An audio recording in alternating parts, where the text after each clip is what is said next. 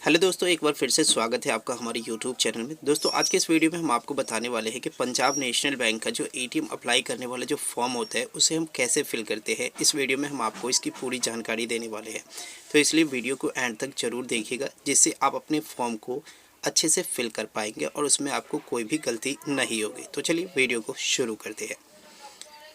दोस्तों सबसे पहले आपको यहाँ पे ऊपर की ओर देखते हैं तो फॉर्म के ऊपर में आपको ब्रांच या डिस्टिंक्टिव नंबर लिखा हुआ मिलता है। तो यहाँ पे आपका जो भी ब्रांच नेम होगा उसको आपको यहाँ पे लिख लेना है। ठीक है, आपको डिस्टिंक्टिव नंबर नहीं पता है तो इसे आपको यहाँ पे छोड़ देना है। ठीक है, इसके बाद यहाँ पे आपको क्या करना है, तो यहाँ पे आपको अपना एक फ़ोटो लगाना है। ठीक है, तो और यहाँ पे आपको एक फ़ोटो लगा लेना है अपना। ठीक, उसके बाद यहाँ पे आपको डेट लिखा हुआ मिल जाता है। यहाँ पे आप जिस दिन इस फॉर्म को सबमिट करेंगे उस दिन का यहाँ पे डेट को आप फिल कर लेंगे। ठीक है, जैसे कि हम 14/11/2024 को ये सबमिट करने वाले हैं, तो यहाँ पे हमने वो डेट लिख लिया है। ठीक है, इसके बाद यहाँ पे हम नीचे की ओर आते हैं तो यहाँ पे कहते हैं कि request for issuance of ATM debit card. तो आप है ना यहाँ पे देखिएगा रिक्वेस्ट टाइप, आप कौन सा टाइप चूज़ करना चाहते हैं, न्यू करना चाहते हैं या रिन्यूअल करना चाहते हैं या ऐड ऑन है। ठीक है, तो यहाँ पे हम नया एटीएम अप्लाई करना चाहते हैं तो हम यहाँ पे न्यू पे टिक कर लेंगे। ठीक है, अगर आपको रिन्यू करना है तो यहाँ पे आपको रिन्यू पे टिक कर लेना है। ठीक है, तो आपको जो एज ए हो वो आप यहाँ पे चूज़ कर लीजिएगा। रिक्वेस्ट टिक एनीवन, इसमें से किसी एक को टिक करना है। तो आप किस प्रकार का करना चाहते हैं, पर्सनलाइज करना चाहते हैं या नॉन पर्सनलाइज। तो हम पर्सनलाइज्ड पे टिक करते हैं, हमें पर्सनलाइज चाहिए। ठीक है, तो यहाँ पे आप भी पर्सनलाइज्ड पे टिक कीजिएगा। ठीक है, उसके बाद यहाँ पे आपको नेटवर्क पार्टनर्स के इसमें आपको टिक करना है। आप मास्टर कार्ड चाहते हैं या रुपए चाहते हैं या वीज़ा चाहते हैं। तो यहाँ पे हम वीज़ा चाहते हैं तो यहाँ पे हमने वीज़ा को सेलेक्ट यानी कि टिक किया है। आप अगर मास्टर कार्ड चाहिए आपको तो आप यहाँ पे मास्टर को टिक कर सकते हैं, या रुपए चाहिए तो रुपए को टिक कर सकते हैं। ठीक है, इसके बाद यहाँ पे सर्विस टिक एनीवन, इसमें से किसी एक को टिक करना है, डोमेस्टिक या इंटरनेशनल। तो हमने यहाँ पे इंटरनेशनल को टिक किया है। ठीक है, तो आप यहाँ पे डोमेस्टिक या इंटरनेशनल, यहाँ पे बेटर होगा आप इंटरनेशनल ही यूज़ करें। ठीक है, तो यहाँ पे आप इंटरनेशनल को टिक कर लीजिएगा।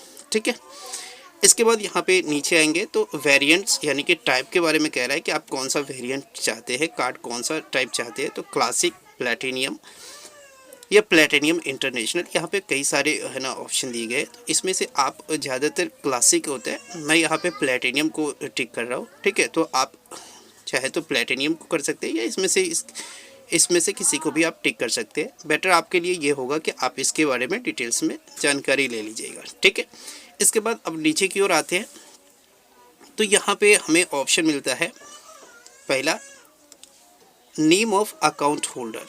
ठीक है, तो यहाँ पे नेम ऑफ अकाउंट होल्डर का नाम लिखना है, जिसके नाम से अकाउंट है उसका यहाँ पे बड़े अक्षर में नाम लिख लेना है। ठीक है, जैसे कि यहाँ पे लिखा हुआ है तो आपको इस तरीके से नाम लिख लेना है। ठीक है, सेकेंड में आपको मिलता है name of second account holder. अगर आपका अकाउंट ज्वाइंट है उसमें आपको 2 अकाउंट होल्डर का नाम है तो आपको यहाँ पे सेकेंड होल्डर का भी नाम लिखना है। ठीक है, अगर नहीं है तो आप यहाँ पे इसको ब्लैंक छोड़ देंगे। ठीक है, इसके बाद यहाँ पे आता है name of account holder in block letter. अब यहाँ पे सेकेंड में भी आ रहा है कि नेम ऑफ अकाउंट होल्डर, यहाँ पे देखिएगा तो दिया जा रहा है कि to be इम्बेस्ड on card.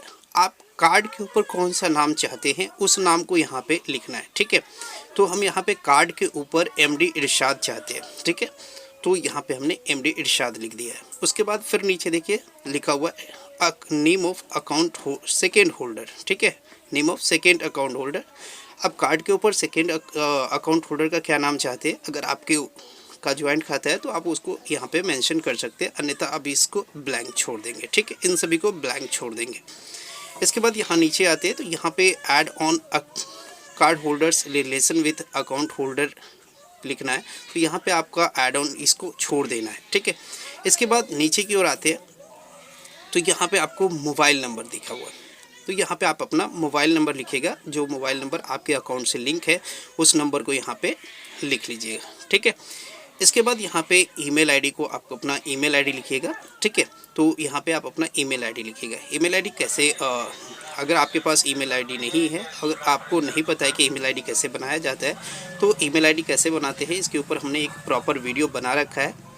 Comment box में उसका लिंक मिल जाएगा, आप वहाँ से उसे देख सकते हैं। ठीक है, तो यहाँ पे आप अपना ईमेल आईडी लिख लीजिएगा। इसके बाद यहाँ पे आते हैं सेकेंडरी अकाउंट लिंकिंग। आप दूसरा जो अकाउंट है आपका पंजाब नेशनल का, आप उस अकाउंट को इससे लिंक करना चाहते हैं। अगर करना चाहते हैं तो यहाँ पे यस कर दीजिएगा, अन्यथा नो पे क्लिक कर दीजिएगा। ठीक है, तो उसके बाद आगे बढ़ते हैं। तो यहाँ पे है details of main and link accounts. यहाँ पे अकाउंट का जो डिटेल्स देना है, तो डिटेल्स ऑफ अकाउंट में मेन अकाउंट आपका कौन सा है तो वो देना है। टाइप ऑफ अकाउंट, आपके अकाउंट का टाइप क्या है, तो हमारे अकाउंट का टाइप है वो सेविंग है। ठीक है, अगर आपका करेंट हो तो यहाँ पे करेंट लिख सकते हैं। ठीक है। इसके बाद यहाँ पे अकाउंट नंबर लिखना है। यहाँ पे आप अपना अकाउंट नंबर लिख लीजिएगा, जैसे कि मैंने यहाँ लिख रखा है। ठीक है, तो इस तरीके से आप लिख लीजिएगा। अगर आप यहाँ पे कोई अदर अकाउंट देना चाहते हैं तो यहाँ पे आप यहाँ पे लिंक पे लिख लीजिएगा, सेविंग है या करेंट, उसका अकाउंट नंबर भी यहाँ पे लिख लीजिएगा। ठीक है, तो इस तरीके से आप यहाँ पे इसको फिल कीजिएगा। अब छठा पॉइंट देखते हैं, select address for delivery of card. ठीक है, आप जो कार्ड को किस एड्रेस पे डिलीवर करना चाहते हैं, तो यहाँ पे 3 ऑप्शन दिया गया है। ब्रांच एड्रेस पे, अगर आप चाहते हैं कि जहाँ आपका ब्रांच है उस एड्रेस पे आपका एटीएम डिलीवर्ड हो, तो यहाँ पे आप इसको टिक कर सकते हैं। दूसरा ऑप्शन है परमानेंट एड्रेस, आप जहाँ पे परमानेंट रहते हैं उस एड्रेस पे आप अपना कार्ड लेना चाहते हैं तो यहाँ पे टिक कर सकते हैं। या कम्युनिकेशन एड्रेस, जहाँ पे आप कार्य करते हैं वहाँ पे अगर आप चाहते हैं तो वहाँ पे आप इसको टिक कर सकते हैं। ठीक है, तो हम यहाँ पे परमानेंट एड्रेस चाहते हैं कि परमानेंट एड्रेस पे हमारा कार्ड डिलीवर्ड हो, तो यहाँ पे हमने इसको टिक कर लिया है। तो आपको जो सुविधा हो उस पर टिक कर लीजिएगा। ठीक है, आगे बढ़ते हैं। तो इस फॉर्म को फिर पीछे की तो और भी है ना, कुछ है ना इन्फॉर्मेशन है, तो उसको हम चेक कर लेते हैं। ठीक है, इसके बाद यहाँ पे देखिए कुछ इन्फॉर्मेशन लिखा हुआ है। ठीक है, उसको आप पढ़ लीजिएगा। देन यहाँ पे जनरल टर्म्स एंड कंडीशन है, ये कार्ड होल्डर के लिए है, तो यहाँ पे भी आप इसे पढ़ना चाहे तो पढ़ लीजिएगा। देन आप नीचे की ओर आते हैं, तो यहाँ पे डिक्लेरेशन लिखा हुआ है, तो ये सारी चीज़ों को आप पढ़ लीजिएगा। देन यहाँ पे आपको क्या है, signature of first account holder, यहाँ पे आपको अपना सिग्नेचर करना है। ठीक है, यहाँ पे आप अपना सिग्नेचर कर लीजिएगा।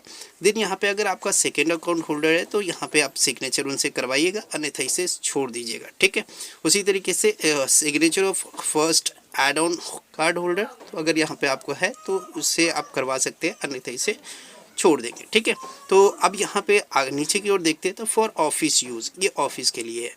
अब आपका ये जो फॉर्म है वो फिल हो चुका है। इस फॉर्म को लेकर के आपको पंजाब नेशनल बैंक के काउंटर पे जाना है, आपको जो मेन ब्रांच है उसमें जाना है, वहाँ पर आपको ये फॉर्म देना है।